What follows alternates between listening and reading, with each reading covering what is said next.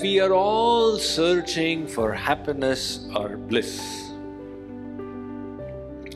This search is natural to our soul because we are tiny fragmental parts of God, who is an ocean of bliss. And every part is naturally pulled to its source. Hence, we yearn to be blissful. However, the problem is that having turned our backs to God, we have been covered by His external energy, which is Maya. This Maya has made us forget our original true identity as the spirit soul, and we are seeing ourselves to be the body. Hence, we have made bodily happiness the goal of our life. In this pursuit, nobody ever found any contentment. So the wise person must realize that I am searching for happiness in the wrong direction. Once this understanding dawns upon us, we then decide that the goal of my life is God realization. The question then arises, how will we attain God? Yesterday we discussed that in order to develop love for God, we need to have faith in Him. To bring that faith within us, we need knowledge of God. That is why it is incumbent upon the spiritual seeker to ponder about how they can get knowledge of God. With this intention, we went towards the Vedas. However, the Vedas gave us a negative answer. They said that God cannot be known by your senses, mind, and intellect. He is beyond the purview of these. He is divine, and your senses, mind, and intellect are made of the material energy Maya.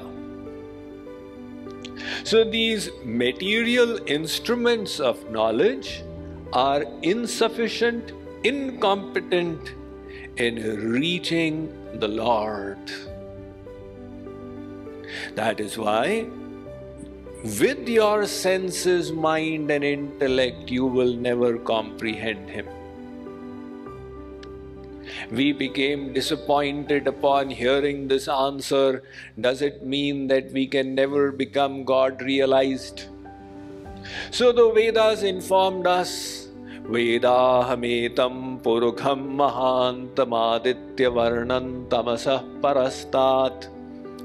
There have been such souls who saw God.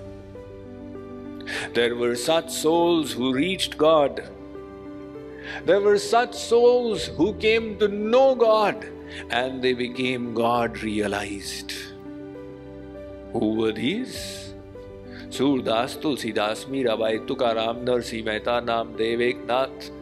Go further down in history, Madhvacharya, Nimbarkacharya, Ramanujacharya. Go further down, Dhruv, Prahlad, Ambarish, Prithu, Vibhishan, Yudhishthir. There have been so many God-realized saints. How did these saints come to know God? How did they reach Him and attain Him? To get the answer to this question, we will go back to the Vedas. They shall be our reference point. So what do the Vedas say? The Mundakopanishad of the Atharva Veda states, Nayamatma pravachanena labhyo na medhaya na bahuna shrutena. It says, pravachane na labhyo. Through lectures and discourses like this, you cannot know God. You may say, Swamiji, I came to attend your lecture thinking through this I will come to know God. Now, through the lecture, understand this is not the way to know God. Because God cannot be described in words. You will say, Swamiji, all right, you have told me in 100 ways how I cannot know God. Now please tell me how I can know God. Yame vaish vrinute tena labhyas tasyaisha atma vivrinute tanugvam swam. Here the answer comes. If the Lord bestows His grace upon someone, by His grace, any fortunate soul can know Him. By His grace, any fortunate soul can see Him, can hear His divine flute, can reach Him and become God realized. In other words, the basis of reaching God is His grace. This is what the Vedas said. Take a look at what the Bhagavad Gita says. Shri Krishna asked Arjun, what is your goal, Arjun? Arjun said, Maharaj, I want Param Dham, Param Sukh, Param Shanti. Arjun, do you know how you will get all this? No, my lord. Then listen. Tat prasadat param shantim sthanam prapsyasi shashvatam. If the Lord bestows His prasad, His grace, by His mercy you will attain the divine abode, perfect peace. Again he said, Mat prasadadavapnoti shashvatam padam avyayam. Arjun, if you accept me, Lord Krishna, as the Supreme, then understand that when I bestow my grace, you will reach your goal. Now, during the Bhagavad Gita, Arjun became a beneficiary of Sri Krishna's grace. He received the knowledge. He saw the universal form of the Lord. While winding up the Bhagavad Gita, Sri Krishna asked Arjun, what is your situation now? Is your ignorance dispelled or not? Have your questions been answered? Are your doubts resolved? So Arjun responded, Nashto moha smritir labdha. Oh Sri Krishna, my ignorance is gone. And smritir labdha, I am situated in knowledge. Sri Krishna said, Arjun, how did this come about? Speak it out. Let others hear. So that in future, if anyone wishes to attain knowledge, they will have a path. This is how Arjun reached. This is how we can also reach. So Arjun, give your answer. How did this happen? Arjun said, Tvat prasadan maya achyuta. O Achyut Sri Krishna, it all happened by your grace. This injunction is not only given by the scriptures, the great acharyas have reiterated the same thing. The propounder of Gyan Marg, Jagadguru Shankaracharya says, Dhanyoham kritakrityoham vimuktoham bhavagrahat Nityananda Swarupoham Purnoham Tvadanugrahat. He says, I have become eternally gratified. How, my Lord? How, Shankaracharya ji?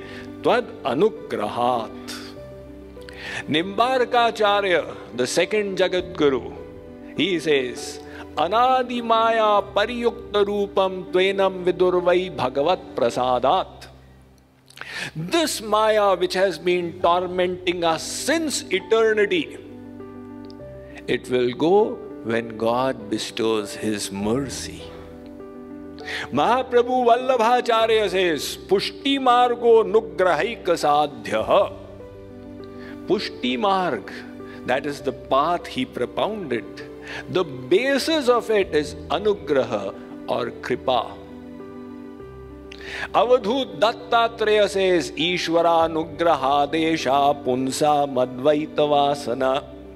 Sureshwaracharya says, Ishvara Nugrahena Pi Swatma Bodho Yatha Bhavet.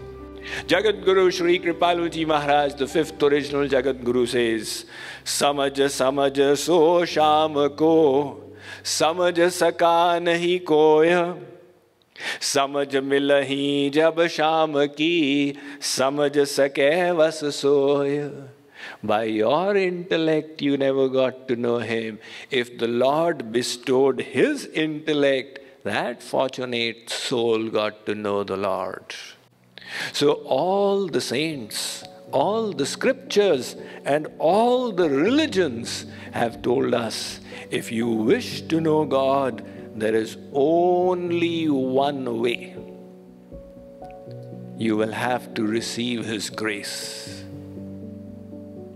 But Swamiji, is there any other way? What do you mean other way? You know, this concept of grace is pinching my ego. For grace, I will have to become humble and beseech Him, my Lord, please grace me. Can't I just do it on my own might? Supposing I do a big Ashwamedh Yagya, supposing I do Kalpavas and practice austerities for many yugas, supposing I stop breathing and stop even doing pranayam in the cave in the Himalayas, will I be able to attain the Lord?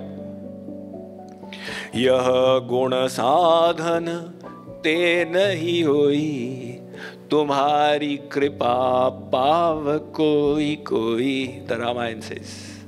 Shri Krishna tells Arjuna, Naham vedair na tapasa na danena na chejaya.